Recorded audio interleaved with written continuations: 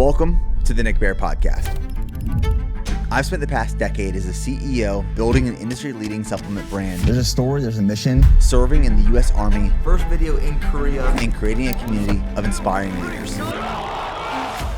The mission isn't changing, but it's evolving. So I'm excited for this next chapter. Side of you, man. Through powerful, unfiltered conversations, you have to be careful with entrepreneurship. You can get hurt. My mission is to help you unlock your full potential and create the life you desire. I cannot tell you how fired up I just got. Camera's rolling and we're on. I'm your host, Nick Bear. Enjoy the episode.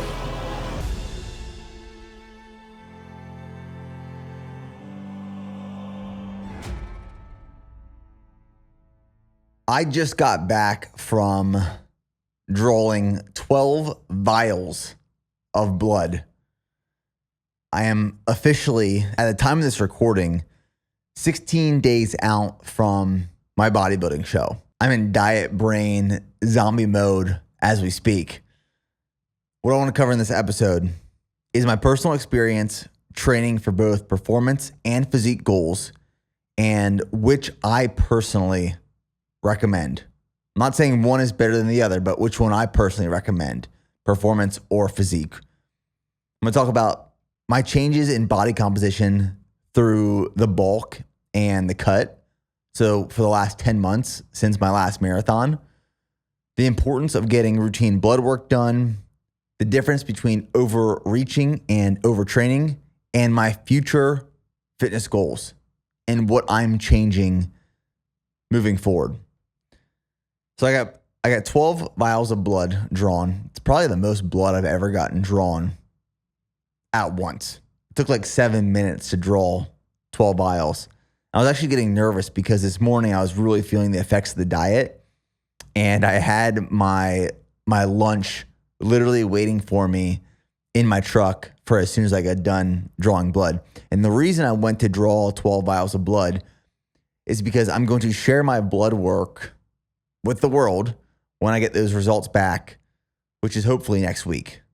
And the reason is I really want to analyze and document and share the impact of a severe caloric deficit, a very aggressive dieting approach, and what it does to the body, specifically what it does to the hormone levels. I know my hormones are tanked right now based off of objective data. I've been getting blood work done every couple of weeks to measure the impact of the diet, and subjective data. So like how I'm feeling in terms of energy, mood, libido. I have zero sex drive right now.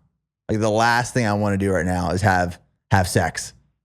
That's how I know my hormones are just absolutely crushed. And that's through stress, accumulating a high volume of training, and then being in a caloric deficit. Right now, my calories are at 1,800 a day.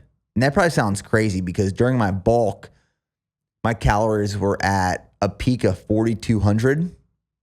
And if we look back at previous Ironman training and marathon training, my calories, when I wasn't really tracking very strictly, my calories were probably around 33, 34, 3,500, maybe even more on bigger training days a day. But with bodybuilding and training for a physique specific goal, this is just part of the progress or part of the process. I have to get body fat down to a certain level. And as of yesterday, we did a DEXA scan. My body fat is at 7.5%, which is probably the leanest I've ever been, the leanest that I can ever remember being while carrying this much muscle mass. But I really want to dive into a lot of this throughout this podcast. I want to unpack a lot. And before we really just dive in, I kind of want to set the stage and provide some more context. So like my training background, for those of you that know or might not know, when I first got into fitness, it was bodybuilding, it was strength training. I found the gym when I was probably 16, 17, maybe 18 years old in high school, later in high school. And the gym that I started training at initially was our high school football locker room gym. And that was a collection of just old pieces of equipment in this big shed that wasn't even attached to our school at the time. And it was a vibe. It was amazing. It was fun. Energy was high. I loved training there. That's where I fell in love with strength training. I mean, I can vividly picture where the bench press was, where I would do shrugs all the time. I remember this one time, me and a friend grabbed a 10-pound dumbbell and we did like 100 reps straight with each arm. My biceps were so sore for like 3 weeks after that. I just had fun with training at this stage of my life. But that's where I fell in love with the gym. That's where I fell in love with training and bodybuilding and hypertrophy and strength. And then when I got to college, I became more obsessed with training. I became more obsessed with bodybuilding and dieting and nutrition and supplementation. And that's where I was introduced to the supplement industry. And that's where I started Bare Performance Nutrition. And I did my first bodybuilding show in college. This was 2012. It was a natural NPC show in Pittsburgh that both myself and my brother Preston did. And I believe we dieted between 12 and 16 weeks. I can't remember specifically. I bet you I could go back into MyFitnessPal and figure out when I started, when I stopped, and I'd be very curious what my calories and macros were at that time. But the reason that is so significant for me, 2012, which is ironically the same year that I started BPN, is that I remember wanting to do a bodybuilding show and I didn't know where to get started. So I went to my college professors. And at the time I was studying nutrition. I graduated with a degree in nutrition. And I went to my college professors asking them if they could write me a meal plan to diet down for a bodybuilding show. And they had no clue where to get started.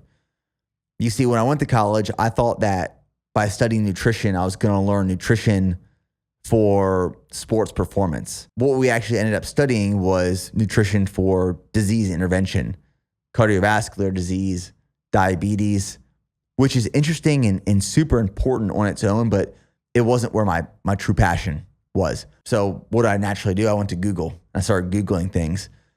And I discovered If It Fits Your Macros, inflexible dieting, and tracking calories and macronutrients through MyFitnessPal, which I'm sure a lot of you guys probably still use to track your nutrition. And I just submerged myself in this space. And I discovered my maintenance calories and macros. And then I created a plan to be in a caloric deficit over 12 to 16 weeks and incorporate cardiovascular training to lose weight to step on stage as lean as possible. And I learned a lot through that show. I think myself and my brother both learned a lot through that prep. You know, at that point I was 22 years old. 8 years before that, I had a very severe eating disorder where I was starving myself. What I realized through that prep is that it did trigger old eating disorder habits where during the prep alone, I was really good at controlling calories and macronutrients and being very disciplined like I am right now. But what I found was after the prep, I had a hard time eating intuitively. I had a hard time not tracking calories and nutrition. And it became very over consuming of my entire life. What has changed from then, 2012, to now, 2023, is that I am now more self-aware of that happening. I am more self-aware of what to expect. So I'm not anticipating any, and I share that to say that I'm not anticipating any unhealthy relationships with food after this bodybuilding prep. But it's 16 days, 17 days, a little too early to say for sure. But based off the way I'm feeling about tracking macros and calories right now, I'm ready to eat intuitively again. That is for sure. So when I finished my show in 2012, I graduated college in 2013.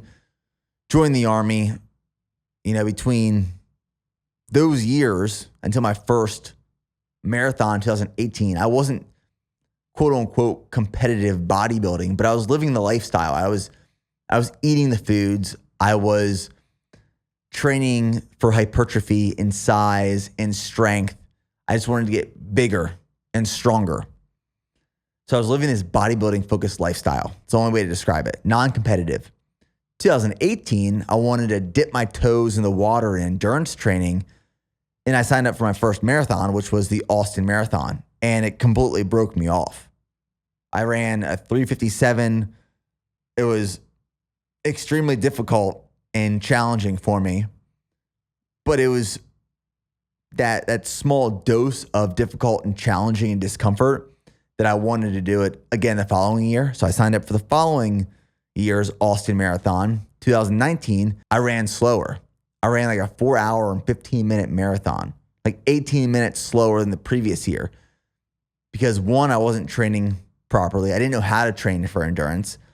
I didn't want to lose weight. So I wasn't willing to sacrifice muscle and size and strength for running. So I wasn't prioritizing my endurance training. And after that, it was one event after the next. So that same year, 2019, started training for Ironman Florida, did Ironman Florida. And in 2020, I went for a sub 3-hour marathon attempt at the Austin Marathon again. I missed by 24 minutes, which is a huge miss. I ran 3 hours, 24 minutes.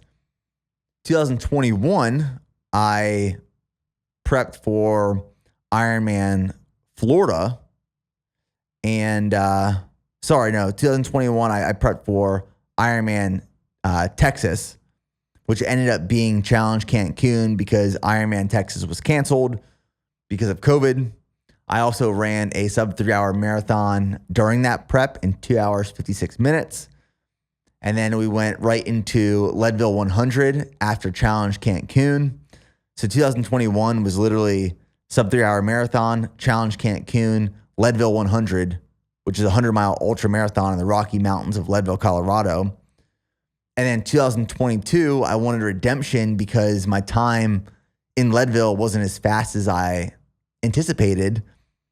So I signed up for Rocky Raccoon 100-mile ultra in 2022, ran that in 19 hours, 13 minutes. And then also in 2022, I wanted to run a sub 250-hour marathon. Did the Buffalo, New York marathon in 2 hours, 48 minutes. And then right after that marathon, I went into the hybrid build. And now we're in the hybrid cut. So I listed off all those events to show that in the last 6 years, I've gone from event to event to event. And those 6 years have been a huge self-experimentation of training, nutrition, body composition, and trying to achieve optimization and full potential through that process, through those years. But what I also discovered unintentionally was my breaking point and a point of diminishing return of training and volume accumulation on the body. And really that's what we're going to be talking about in this episode, this podcast. What I've learned and realized is, in my opinion, and this is no disrespect to bodybuilding as a sport, as an event, if this is something you do and you love, you should do it. But this is my personal opinion based off my perspective and experience. I believe that performance goals are far superior than physique goals. And there's multiple reasons why. One, performance goals, in my opinion, like I said, are healthier. They are more sustainable.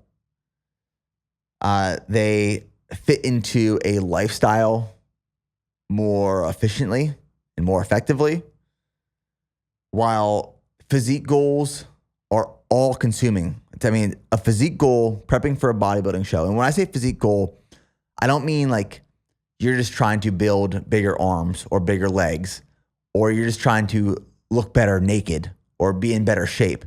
What I'm talking about is the extremes for both performance and physique. I'm an extreme person. I take things to the extreme. I always have. If you've watched the last decade of my life through me sharing it on social media, you've seen that I've gone after these extremes. The 100-mile ultra marathons, the sub 3-hour marathons, this bodybuilding show. Extremes can teach you and show you how to reach a full potential, but they can also be very dangerous through the process.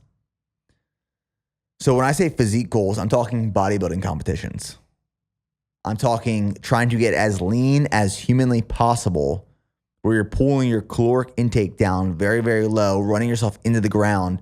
So when you step on stage, you can expose all of your muscles with limited fat. When I'm talking performance goals in this context, I'm talking about training for half marathon, full marathon, ultras, triathlons, things like that. Not necessarily recreational athletics and fitness. You know, with performance goals, when I've been training for marathons or Ironmans or ultras, yes, you can take them to dangerous lows, but they fit into your lifestyle a little bit better than physique goals have for me. Now, when I signed up for my first bodybuilding show in 2012, I was single. I was in college. I had limited responsibilities and obligations. I did not have a child, and I could be selfish with my time. And during that bodybuilding prep in 2012, that's what I was. I was selfish with my time. If I had to do cardio at 12 p.m. on a Wednesday night, that's what I was doing. If I was too tired during prep to do anything else but lay on the couch or lay in my bed, that's what I was doing. My life is different now. I have a wife. I run a business. I have an 8-month-old child. I have more duties, responsibilities, obligations. So when I come home from the office now and I'm tired and I'm exhausted from this prep, my daughter wants and needs my attention and my wife needs a break, I can't lay on the couch. I can't lay on the bed. I have to be there. And that is one thing that I neglected. I don't know if I neglected it. I didn't think about it. I didn't realize that going into this prep where I would get to with the last couple of weeks. To be honest, like when I've had performance goals, when I've been training for marathons, you look forward to these big workouts. I remember in this last marathon prep, I'd have like a 22-mile workout on a Saturday. And that Monday before that workout, I was starting to get the itch.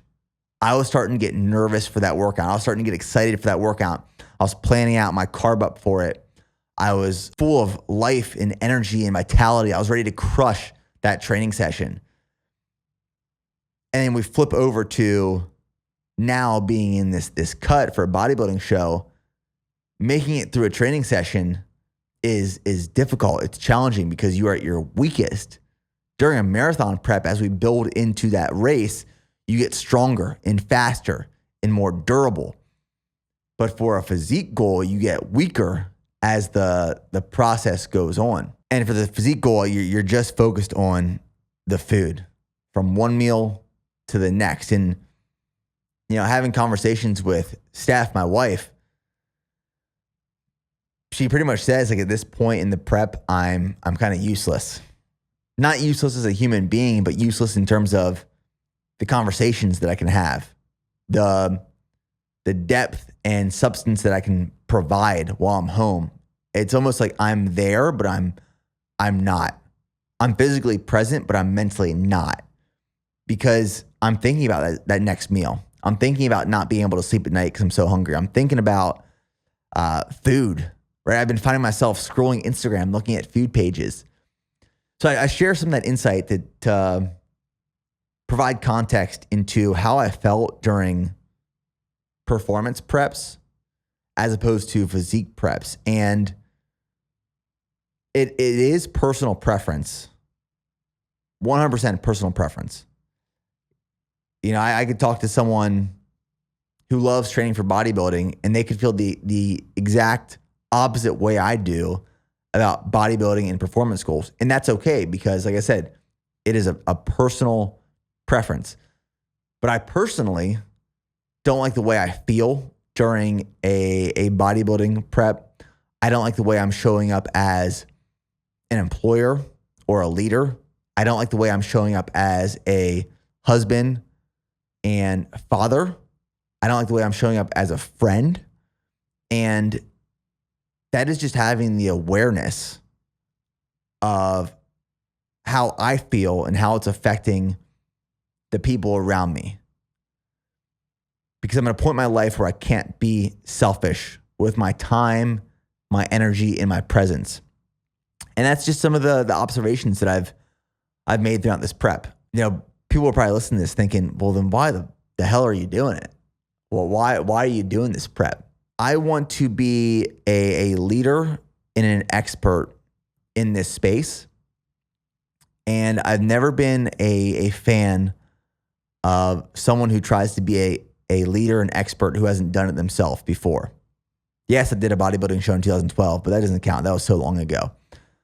I really wanted to submerge myself in this lifestyle, in this training, in this prep again, so that I could personally talk on behalf of my experience. And the biggest takeaway that I've learned since this prep started in late December, now it's almost the middle of March, is that I'll reinforce I prefer performance goals. And I will always choose performance goals over physique goals. The physique is a byproduct of training for performance. And if I look at the changes in my physique over the last 6 years of training for performance, I never went out saying I need to have a bigger chest or a bigger back or bigger legs or look more lean or look wider. My body just adapted and changed to the training stimulus that I was providing to it to be more efficient at the movement that I was trying to get better at. So this will be my last bodybuilding prep. I'm fairly confident in that, but it's honestly, it's been a great experience. It's been an eye-opening experience, and it's been an experience that I know that I can share with other people in hopes of helping more people choose performance goals over physique goals. Because like I said, I think they are healthier, they are more sustainable, mentally and physically and emotionally.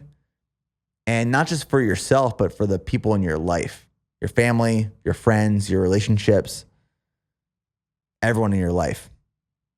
It's funny, as I was prepping for this podcast, I was at a coffee house and I got there around 10 a.m. I stayed there for a few hours and I was drinking coffee. I was dialed in. I was feeling great. And then it was getting to be lunchtime. And this was yesterday. And the lunches were getting delivered to the tables around me. And I could smell this food and it smelled so good. It smelled so freaking good that I had to leave the coffee shop because I couldn't focus on anything but the smell of that food. And when I say all consuming, that's what I mean. Like last night, I shaved my arms. I've been shaving my arms for years. People ask the question all the time, why? Personally, I like the look and feel. That's pretty much the only reason. Doesn't make me any faster. People have assumed that. No, doesn't make me any faster. But I shaved my arms and then I put this vanilla Madagascar lotion on my arms. It smelled like a vanilla cupcake. I almost, like I shit you not, I was tempted to eat the lotion. It smelled so good, like a vanilla cupcake. So when I say all consuming, it consumes your entire life where you can't focus on priorities that may be more important, right? And that's one thing I've realized. So we're 16 days out from this bodybuilding show. Calories right now are at around 1,800. It's about 235 grams of protein, 115 grams of carbs, and 45 grams of fat. It's the lowest that my calories will get throughout this prep. Tomorrow, I actually have a refeed day of 600 grams of carbs that I'm super excited about. So tomorrow's macros are 65 grams of fat, 600 grams of carbs, and 180 grams of protein. And the goal with that refeed, so to kind of give some context into what happens for a bodybuilding show. You know, you choose a show, you diet down for that show, and then the goal is to maintain as much muscle mass as possible and lose as much body fat as possible. The goal is to maintain as much muscle mass as possible, but naturally, if you're not using performance-enhancing drugs, you're going to lose some muscle mass. I've lost significant lean tissue throughout this prep, which we'll go through some numbers here in a little bit. Like right now, being 16 days out, I'm very flat, meaning I'm lean, but my muscles aren't full of glycogen. So when you consume carbohydrates, your body will store carbohydrates as glycogen in the muscles and in the liver. And because my carbs are so low right now, my glycogen stores are very, very low. Very low. So you get like this flat kind of stringy look and feel. And when you carb up, you're shuttling those carbohydrates through digestion into the muscles. And you start to fill out a little bit. So your muscles become full, or they look larger because they're topped off with muscle glycogen. And with muscle glycogen comes water. So when we have peak week for the bodybuilding show, the last week before the show, we'll start adding more carbohydrates into the diet. And the goal with that is so that when you step on stage, you have a harder, more full look and feel. Because the goal and hopes is that your muscles are filled with muscle glycogen and water. So you look larger, you look leaner, you feel, harder. And that's the goal for peak week. So part of the reason we're doing this refeed of 600 grams of carbs tomorrow is we want to see what happens to my body when we give it 600 grams of carbs. Like, is my body efficiently going to take those carbs, digest, and then distribute into the muscles? And at what time and pace, and how do I look? So right now, being 16 days out, we're doing some testing with carbohydrates to top off muscle glycogen in preparation for show day. So like I said, yesterday we did a DEXA scan. DEXA scan is the gold standard in measuring body fat percentage and lean tissue. I was doing DEXA scans throughout most of the bulk and the cut. So my marathon ended the end of May 2022, and we pretty much went into a slight surplus of calories right after the marathon, but the bulk was really fully underway, I would say, in the end of July or August. So August 30th, 2022 was my first DEXA scan. And I'd say I was probably consuming 3,300 calories a day at this point. My body fat was 8.9%. Total mass was 210.4 pounds. Fat tissue was 18.8 pounds. And lean tissue was 183.5 pounds. So at the peak of the bulk, my last DEXA scan at the peak of the bulk was about 4 months later. It was December 12th, 2022. At this point, I was consuming about 4,200 calories a day, which felt like force feeding myself. I mean, I was thick. I was sitting heavy and feeling good. My body fat here was 14%. Total mass, 228.1 pounds. Fat tissue, 31.9 pounds. And lean tissue, 188 pounds. So lean tissue in those 4 months went from 183.5 to 188 pounds. Now, I will preface that to say that a DEXA scan will measure lean tissue, but things can affect these readings. One of those is the amount of muscle glycogen you have, how many carbohydrates are being stored in your muscle at the time of the reading, and your hydration levels. So you should try to do these scans when you are in similar conditions at every scan. What you don't want to do is go into a scan dehydrated, go into the next scan super hydrated, go into the next scan having like fasted 3 days prior. You want to maintain consistency in controlling the variables when you go into these scans. But based off of these two scans, lean tissue went from 183.5 to 188 pounds.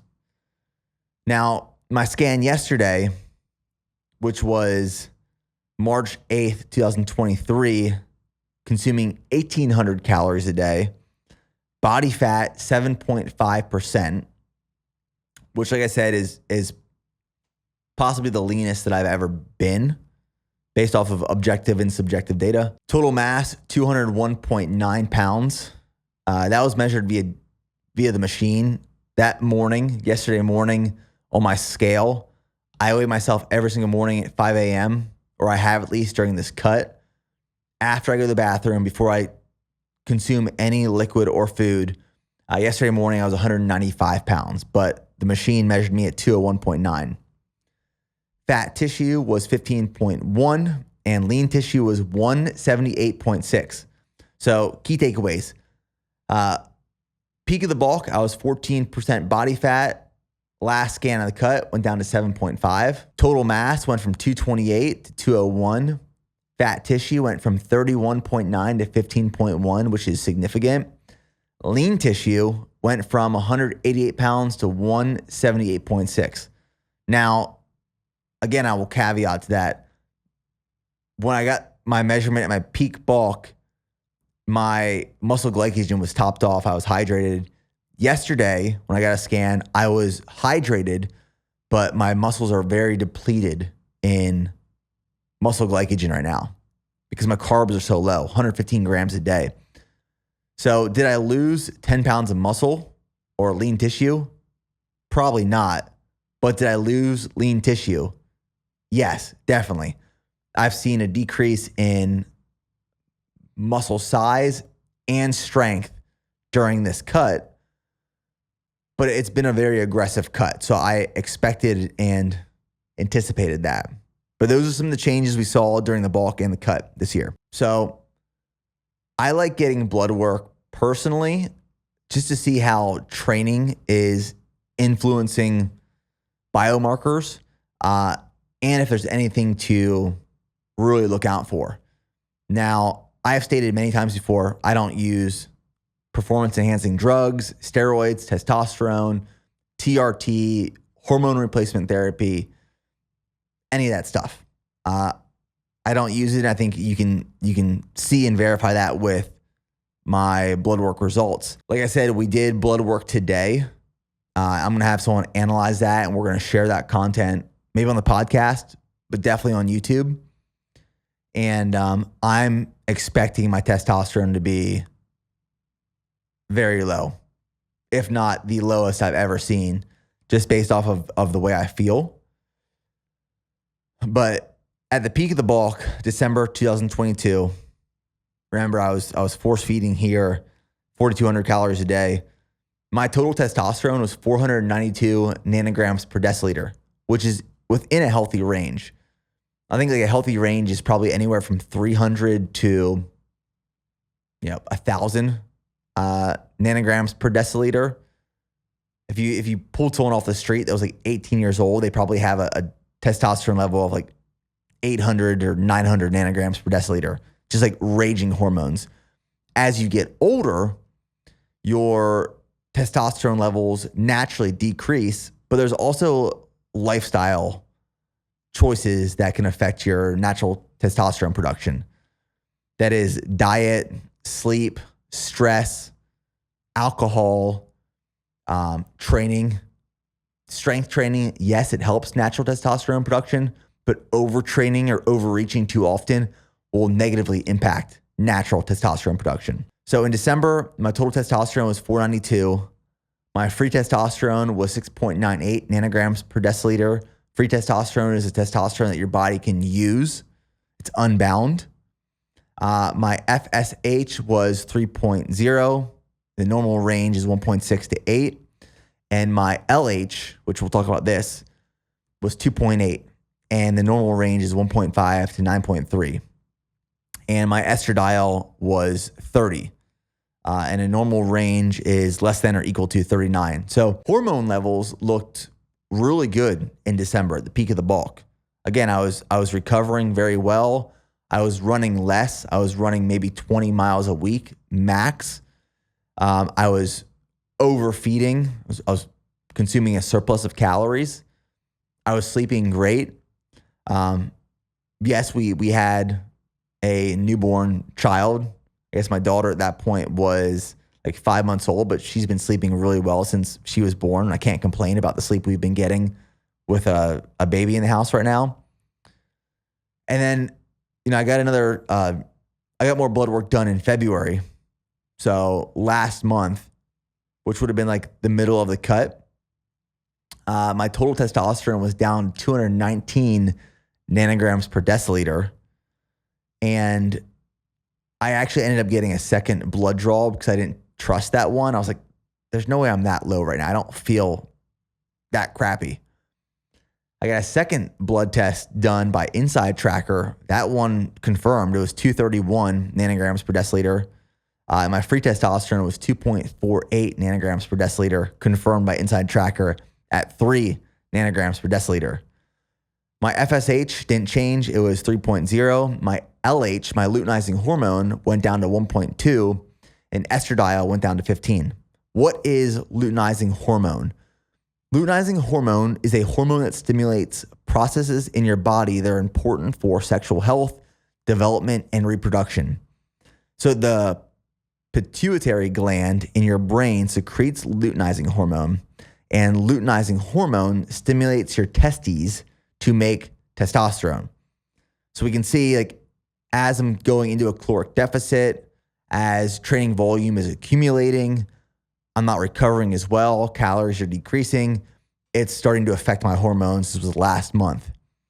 And the blood work we just did today, I am highly confident will be even worse than the blood work we did last month. But if you're not training for something significant and you feel pretty good, maybe do blood work once a year. Just to like check the box, make sure you're within the normal range. If you're outside of the normal range, we'll talk to a doctor to see what you can do to get back within the normal range to optimize. But when you're training for something and that training is very significant and intense, I personally recommend doing more routine blood work. It gives you more insight. It gives you more data, objective data. And if you start feeling a certain way, you can look back your numbers and say, well, here's why I feel this way. Like right now, I feel pretty shitty at this point in the cut, being this depleted and this large of a deficit. I can look at my blood work and say, well, this is part of the reason I feel like crap. My hormones are tanking because of the caloric deficit and the under recovering and the lack of sleep. But the truth is, like, this is part of bodybuilding. This is what's going to happen. I remember watching a video on natural pro bodybuilder Chris Elkins. Before his show, his natural testosterone level was below 100 nanograms per deciliter, which is crazy. That's like lower than an 80 or 90-year-old man. And you might be thinking, dude, you're shredded. You look great. How do I look like that? To look like that on stage, it comes with collateral damage of feeling like absolute garbage. That's the truth. Like, you're never going to find someone who steps on stage being 6 to 7% body fat, feeling like Hercules. Naturally. It's not going to happen. It's just part of this process. And it affects your brain and the way you think, and it affects the way you perform in the gym, out of the gym. You have no libido. You have no sex drive. You can't sleep. You think about food all the time. Like I said, it consumes your entire life, and it not only affects you, but it affects the people around you as well. So I share those numbers to say that if you're going to do a bodybuilding show or going to a prep, I at least want you to have the knowledge and education to know what's coming along with that, so that when you start feeling like dog crap, you know why. What was also interesting about my blood work in February. So the day before I got Bloodwork done, I did this big bike workout on Zwift. And I wanted to do some high intensity interval training. High intensity interval training can be very beneficial for fat loss because you can get a very effective, difficult workout done in less time as opposed to low intensity, steady state. Low intensity, steady state would be like an easy jog or walking on a treadmill at an incline or a hike. Your heart rate stays lower. It doesn't jack up.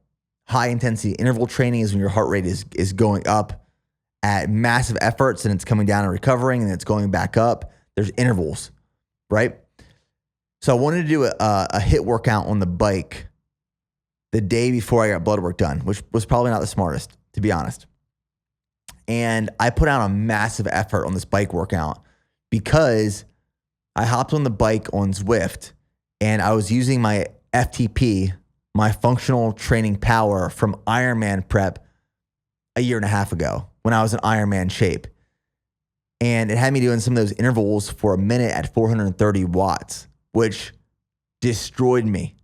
It was one of the hardest workouts I've done of this past year. It showed in the blood work the following day. So creatine kinase is an enzyme that mainly exists in your heart and skeletal muscles with small amounts in your brain.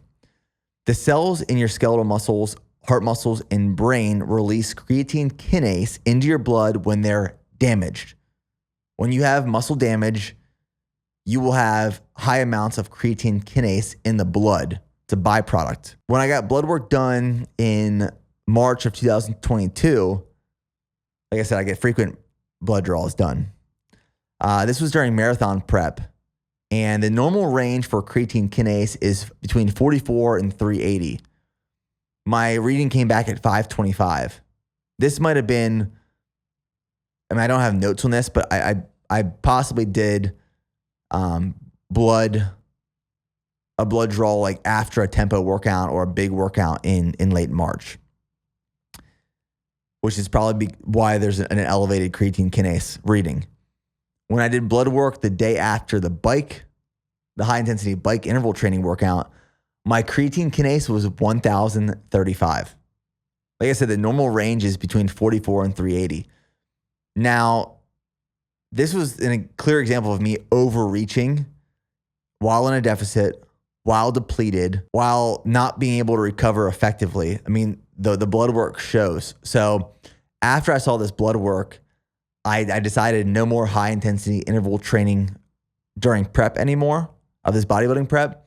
So all my cardio now, since I've got these results back and up until the show, is low intensity, steady state.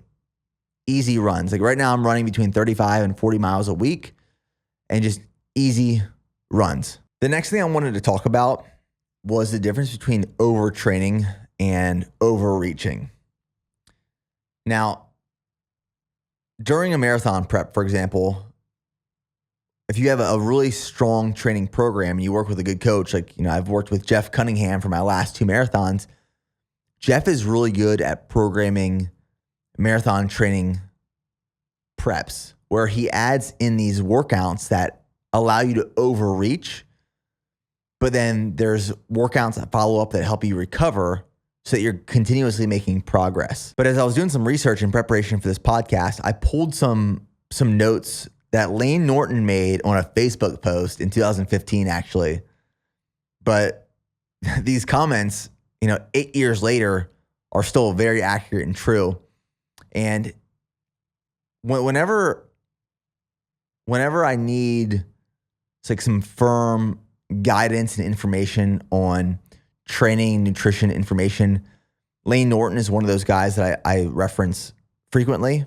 I trust Lane tremendously. And Lane described the difference between overreaching and overtraining in this context right here. So I'm going to share it directly from his Facebook post from 2015.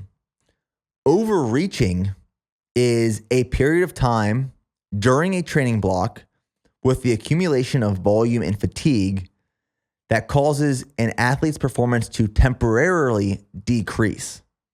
It is often accompanied by decreased drive to train and increased soreness. It is easily rectified by a short tapering or rest of volume by 1 to 2 weeks, during which time performance should go back to normal, and in many cases above normal via supercompensation of recovery. So during training blocks and good programming of workouts, we see this with Jeff's programming all the time. We would do these overreaching workouts, whether it's a 18, 20, 22 mile marathon pace workout where we're overreaching, and there'd be 2 weeks of recovery before we do another hard workout like that. And what that would do is that super compensation of recovery in between will allow us to make gradual progress throughout a marathon build and prep. Now, that's overreaching. That's not overtraining. Overtraining, as stated by Lane, is think of overreaching gone too far, but now you start to get changes in measurable physiological outcomes like disrupted hormone levels, decreased immune function, changes in heart rate, etc. Another objective data point that I measure as well is heart rate. If I'm ever in a training block and I cannot feel like I can recover, like I'm sore, I'm tired, I'm getting slower, an objective data point that I will see in my resting heart rate is my resting heart rate will start to increase. That is a sign of overtraining.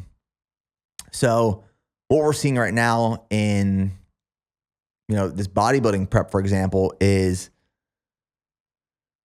with this caloric deficit and maintaining a high level of training volume and intensity with reduced recovery because of lack of sleep and nutrition.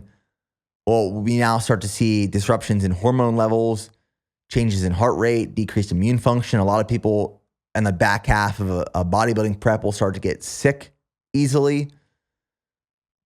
Lane also goes on to say that what overtraining is not, it's not feeling bad, tired, or sore.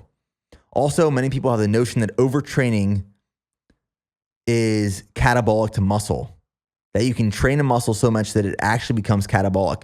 There's zero scientific data to support this.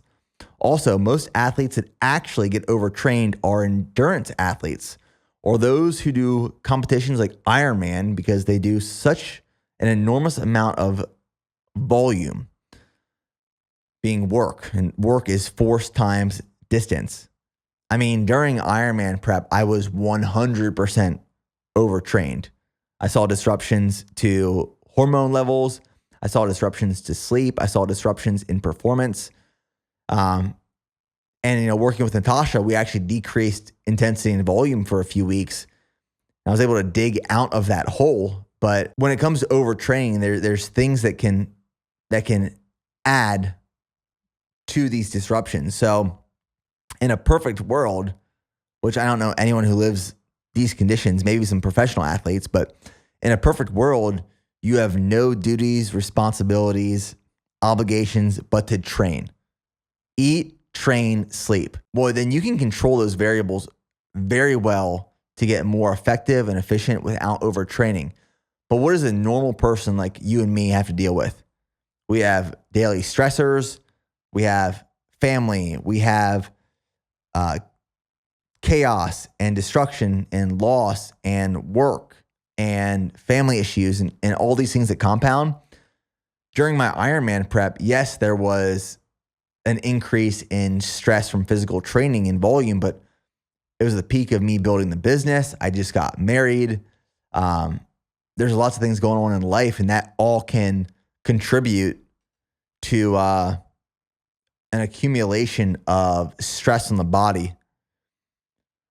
But those are the differences that I wanted to point out between overtraining and overreaching, because overreaching is necessary. It's progressive overload to get better, to get stronger, to get faster, but it does not necessarily mean you're overtraining. Next thing I want to talk about is the future of my training. Now that we talked about all of those things, I know that hybrid athlete training, the combination of cardiovascular conditioning and strength training, is the way, 100% the way.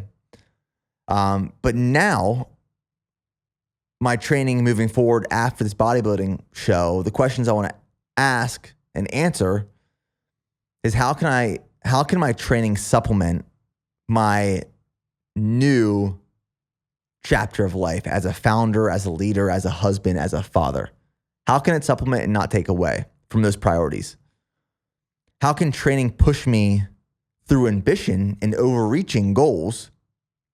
You know, I still want to hit PRs and marathons. I still want to do triathlons in the future. I still want to run ultra marathons. I still want to hit PRs in the gym. But how can my training push me through ambition, but it'll also optimize the way that I feel and perform?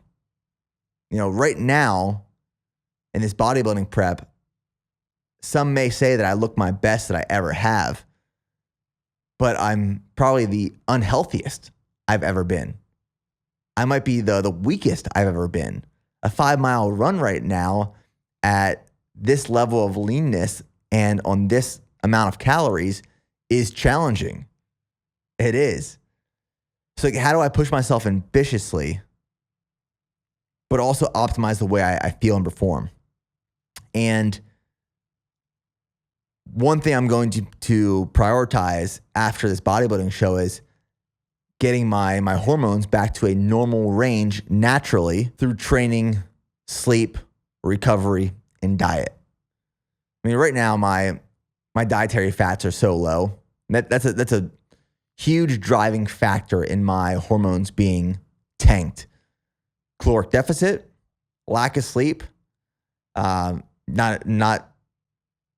nearly enough calories, not nearly enough fat. Dietary fat is essential for regulating and optimizing hormone levels in men and women, but very important for men. And my dietary fat intake is so low compared to what it normally would be at maintenance or in a surplus. At maintenance, my dietary fat intake would probably be anywhere from 90 to 110 grams. In a surplus, it was probably at between 140 and 160 grams a day, depending on how many ribeye steaks I eat in that week and how often we're going out to dinner. But my split for post-show, because I am a big fan of forward thinking, backwards planning, this is my split post-show that I'm planning for. Mondays is lower body strength. Tuesdays is an easy run and core. That's probably like a 7-mile run.